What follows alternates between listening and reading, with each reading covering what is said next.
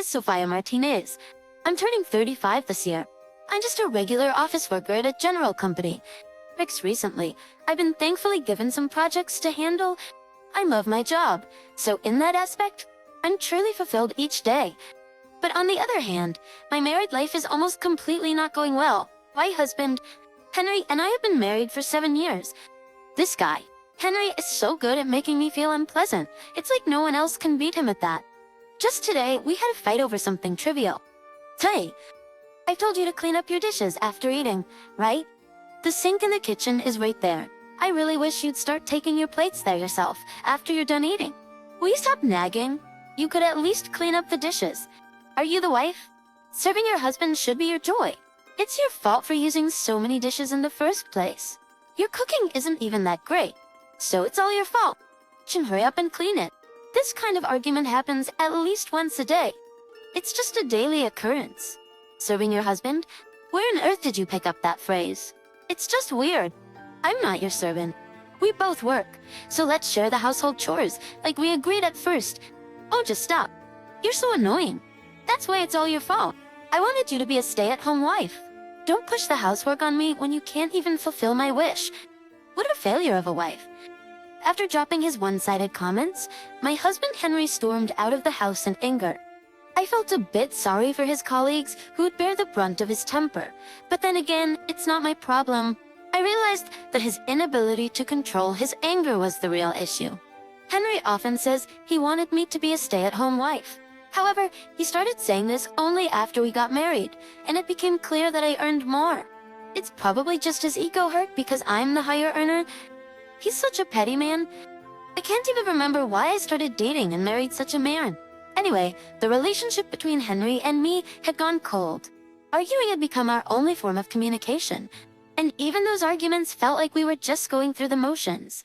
Our relationship couldn't possibly get worse, only stay the same or deteriorate further. So, I've made up my mind to get a divorce. I'm sure Henry has thought about divorcing me too.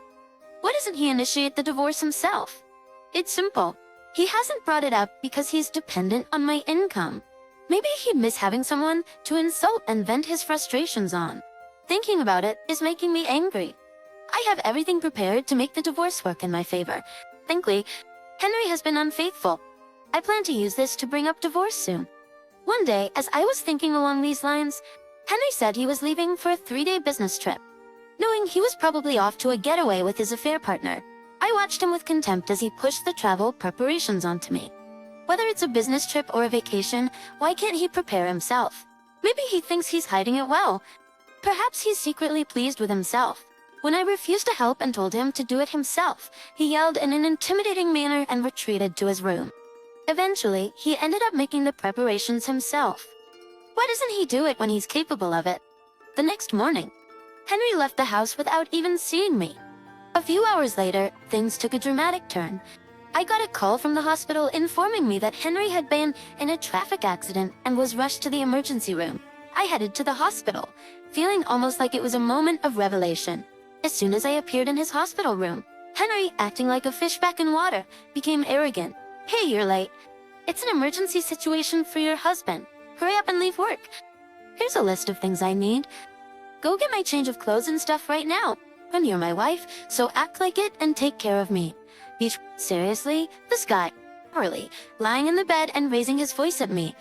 Henry handed me a list of things he needed. He looked completely fine.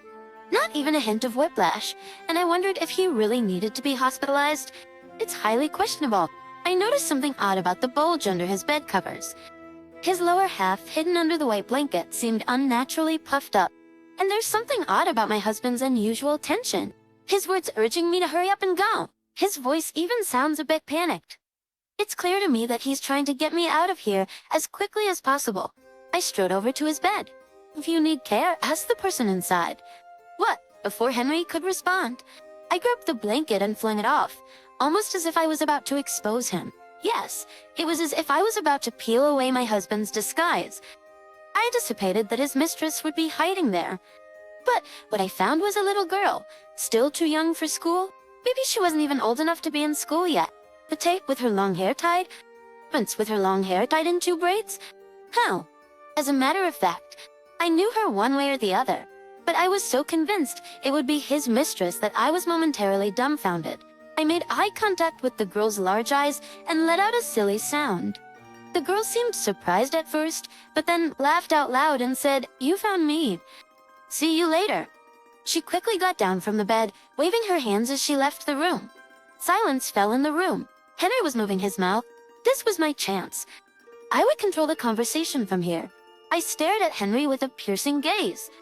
"It's a misunderstanding. I didn't do anything. I was just playing hide and seek with a girl who happened to pass by. She asked for help finding a hiding spot. Susan, you let her hide in your bed? Normally, nobody does that."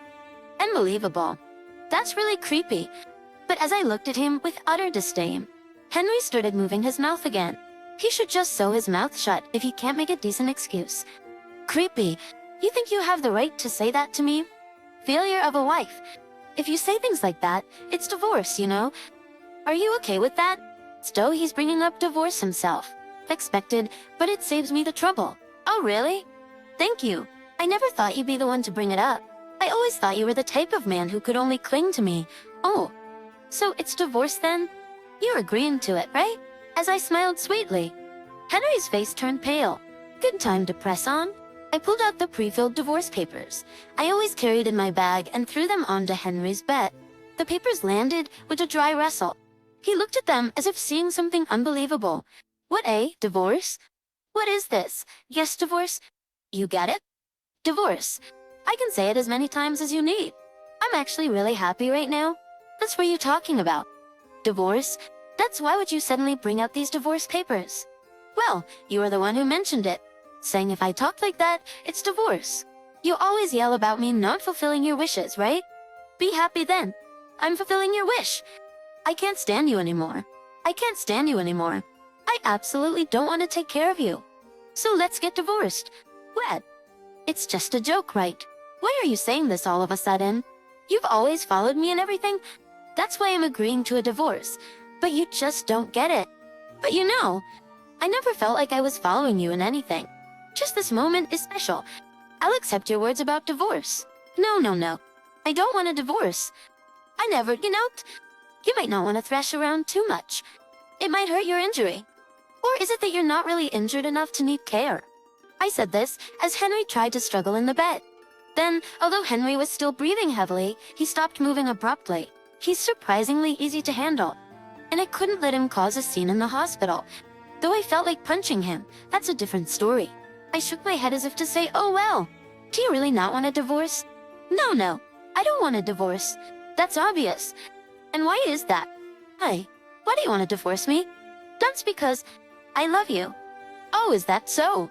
Well, I don't love you anymore, so it's the opposite for me. What? A husband who sneakily cheats for a long time is worthless to me. Vegetable. Henry showed a dumbfounded face. It seemed he really thought I hadn't caught on. Such sloppy tactics? How much does he underestimate me? So it's about the affair. The affair. You have a mistress, don't you? So, maybe you could say something meaningful. Well, it's okay if you're quiet in that state. Ah, mistress. What are you talking about? You're too flustered. Look, the girl earlier, she wasn't just some unknown child, was she? She's your mistress's child, right? That's why you let her hide in your bed and helped her with hide and seek. How close you two must be. As I pointed things out bluntly, Henry looked genuinely confused, his face turning pale, and he even started to roll his eyes. I tapped his forehead to prevent him from feigning. Show patience. Listen, we're just starting to talk. Pay attention, you might find something to prevent our divorce. Come on, if you don't want to divorce me, try your best. How cow, that hurts. Great about your mistress. Her name is Lucy, a nurse working in this hospital. What luck or misfortune to be brought to the hospital where your mistress works. Hello. How do you know her name? Of course. I know. I did my research. Nix and the girl earlier? Luna, that's Lucy's daughter. She's usually left at the hospital's daycare. Probably she heard from her mom, like Lucy, that you were hospitalized and came to visit. And then I happened to arrive at just the right moment. Bad timing though. You knew about Lucy and even about Luna? That's why I had it investigated. Modern private investigators are really efficient. On the days you said you were on business trips, you were off on hot spring vacations and using family discounts at amusement parks with them. Quite the service-oriented spirit. He's impressive. Henry doesn't seem to realize that his reaction to the mistress and child's names is practically an admission of his infidelity. When I received the report from the private investigator, I was truly appalled. Henry, his mistress, and her child looked so close, almost like a real family. Cheating is cheating, an act of infidelity, yet he maintained a facade of a good husband without actively resolving our marriage. I even suspected if Luna was his biological child with his mistress, but apparently there is no such connection. It seems he told Lucy that I was crazy about him and not agreeing to a divorce. What a disgusting man. How I deal with this trash of a man is up to me. I braced myself for action. Henry looked at me wide-eyed. "Oh, you're threatening me? I won't stand for it if you harm Lucy or Luna." "What? Why should I do that? You're the one who said you wanted a divorce, and I'm just agreeing to it. Where do you get the idea that I would harm them? Of course. I have no intention of harming them.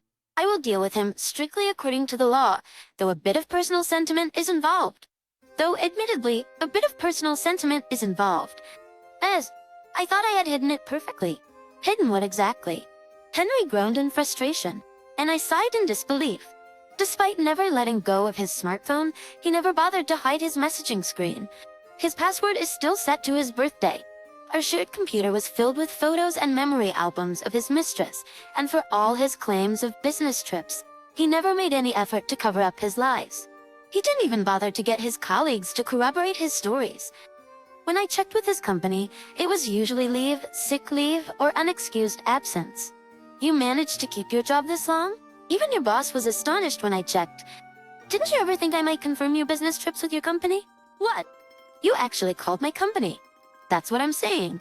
I checked everything and explained our situation. You've been pretending to go on business trips while having affairs." "What? You did what?" When I told the department head, he had a very grim expression and said he'd inform the higher-ups. "You should be glad. Now the bigwigs at your company will know about you." "Oh, that's not something to be happy about. I mean..." Henry frantically scratched his head.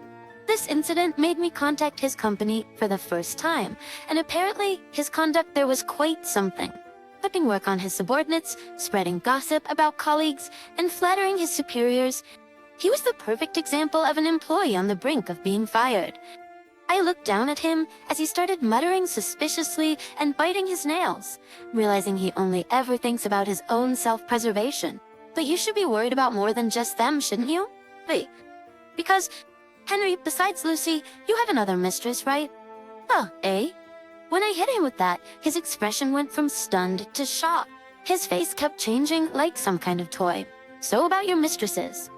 You don't just have one, right?" "As far as I know, besides Lucy, there's another one." "Nah. In this accident, you were in the car with your second mistress, weren't you?"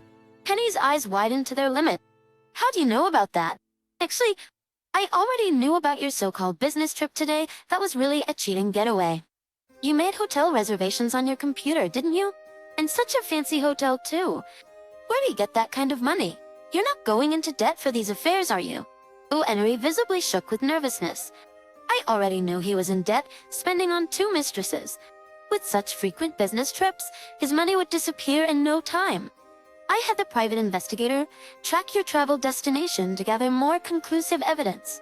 But then, out of the blue, I get a call asking what to do because your husband has had an accident. I was so surprised. Yes, before the hospital even called. I had already been informed about the accident by the private investigator who was following your car. Henry seems unable to speak, just staring blankly. "It's your second mistress. She's more seriously injured than you and still in surgery, isn't she? Yet here you are, only worried about yourself. If she's a woman you once loved, shouldn't you show at least a bit of concern or distress? Until I pointed it out, you acted like you had forgotten about her or just remembered. Well, considering your future, it's no wonder you're preoccupied with other matters. Obviously, I'll definitely be demanding alimony from you. You'll have to pay alimony to your second mistress too, plus whatever costs may arise from this accident. And what about the cancellation fee for that fancy hotel? I don't have that kind of money." "I know, but you'll have to pay it regardless. I'll make sure you pay in full, by any means necessary. There's no need to flex your muscles here. Appointix Kunsterts. Back, I've already told you. I have no intention of divorcing you. Lies. After being exposed this much, you still don't want a divorce. That's some nerve, I must say. I let out a sigh. Then I gazed at my husband with half-closed eyes. I contemplated how to corner him further, considering my next move like planning a strategy. Henry's eyes were darting around, desperately trying to figure out how to break the current situation. That's when a new character appeared. Are you Henry Martinez? The man who entered the hospital room was tall and slender, dressed in a suit. I knew him. Henry, however, seemed to have no idea who he was and looked utterly bewildered. In the middle of a heated argument about whether to divorce or not, a stranger, clueless about the situation, suddenly showed up. They must have been really surprised. The stranger made eye contact with the husband on the bed, and they nodded to each other. Ah, right, about the alimony we were talking about earlier. I forgot to mention the part he's asking for. Nice to meet you. I'm Jack Smith, husband of your second mistress. Oh, Mr. Smith. Jack greeted politely. My husband let out a cry of astonishment. What, huh? She was married. Yes, we've been married for 2 years now. Oh, you didn't know either, huh? But you can't really talk. It seems like you told her you were single. What you're capable of thinking, someone else might have already thought of. This time, it just turns out both of you were lying to each other. It seems you've also been keeping quiet about actually being married to me. You were like a father figure to your first mistress, and to your second, you acted like a wealthy middle-aged lover. Quite the lover, maintaining separate relationships with two at the same time, though it seems like a risky business. As she said this, the husband quickly looked away. It appears he almost got caught at some point. No wonder. Despite this, he's managed to maintain relationships with both mistresses for so long. His dedication to cheat is something else. The husband and his second mistress have been pretending to be single in their affair. Jack and I met while investigating our spouses' infidelity. We used a private investigator, and in our busy schedules, also did our own legwork diligently investigating my husband's affairs. I secretly captured the moment my husband and Jack's wife entered a hotel on camera, and at almost the same time, someone else nearby snapped a photo too. We noticed each other and locked eyes for a few seconds. It felt like we were asking each other, are you in the same boat? We understood each other without words.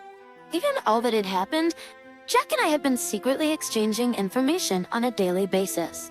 The confirmation of this cheating trip also came from information he provided.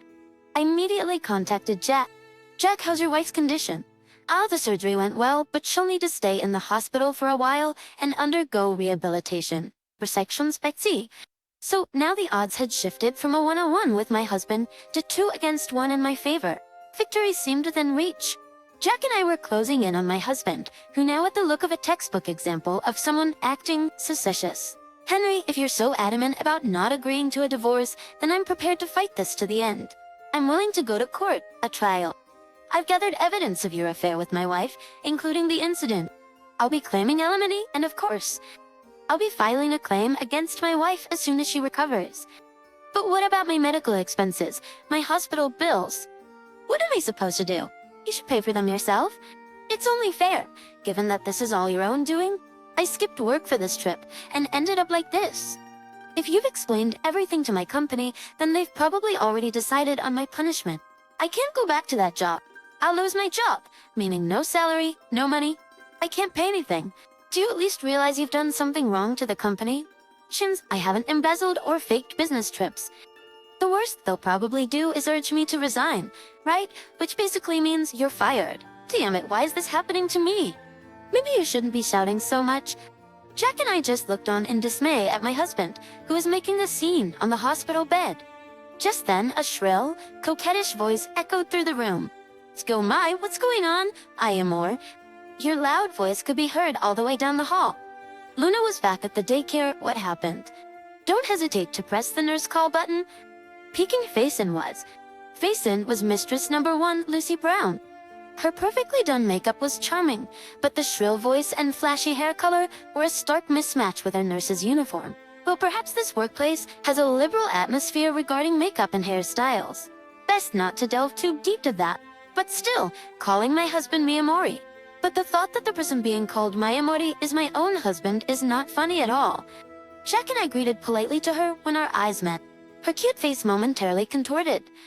It was a look of oh no. Clearly, she was quite perceptive. My husband tried to seek help from her, saying, "Lucy, help me out," but she quickly made up a transparent lie. "Oh, I must have entered the wrong room." She told an obvious lie and quickly scampered away. With this last resort, Lucy, having fled, my husband slumped in defeat. He seemed to have no more energy to resist us. This was a complete victory. The divorce from my now subdued husband was successfully finalized. Jack ended up being like a witness to the proceedings, and I made sure to oversee their discussion about the alimony. By then, my ex-husband had become a complete yes ma'am. He was now living a life drowning in alimony from me, from Jack, and for the accident. Essentially, a life buried in debt. After being discharged, my ex-husband, having no choice but to quit his job, apparently turned to Lucy. This too was something I anticipated. According to the private investigator, Lucy's family seems to be quite wealthy. She was probably the only one he could turn to. Hey, I can ask Mom and Dad to pay off my Amori's debts, but really, please, you're the only one I can rely on. Lucy, then, me Amori, you'll be my slave for life. Whether such a conversation actually happened is unclear, but after divorcing me, they quickly got married, and ever since, my ex-husband seems to be living under virtual house arrest. It's astounding how smitten she is with my ex-husband, not even minding that he was two-timing her. Maybe she's actually a good wife, but it might not be great for her daughter's upbringing. Well, I received the full alimony, so my ex-husband's upbringing is no longer my concern. The Smiths' divorce also went through, and we both breathed a sigh of relief that our long battles were over. I started anew, moving into the high-rise apartment I had always dreamed of. The space without my burdensome ex-husband feels so liberating. I take a deep breath, excited about my new life ahead.